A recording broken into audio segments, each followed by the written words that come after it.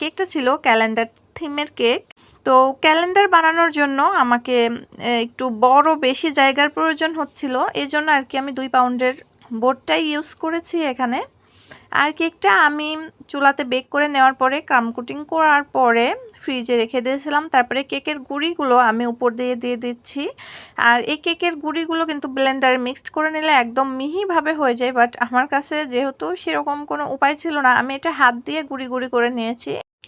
এটা ছিল মাত্র 1/2 পাউন্ডের কেক। আর এখানে আমি যেহেতু বড় সাইজের বোর্ড এবং বক্স ইউজ করেছি, এজন্য কিন্তু আমার কেকের দামটাও বেশি আসবে, কারণ বড় সাইজের বোর্ড বক্সের দাম কিন্তু অনেক বেশি। অনেক সময় কাস্টমাররা বুঝতে চান না যে আমরা কেন হচ্ছে তাদের কাস্টমাইজ ডিজাইনের চার্জটা বেশি রাখি। আসলে এটাই কারণ, যেহেতু উনি 1/2 পাউন্ডের বক্স একটা কেক নেবেন, 1/2 পাউন্ডের বক্স চেক করে দিলে কিন্তু আমার খরচটা কম পড়তো। আর যেহেতু আমি এখানে 2 পাউন্ডের বক্স ইউজ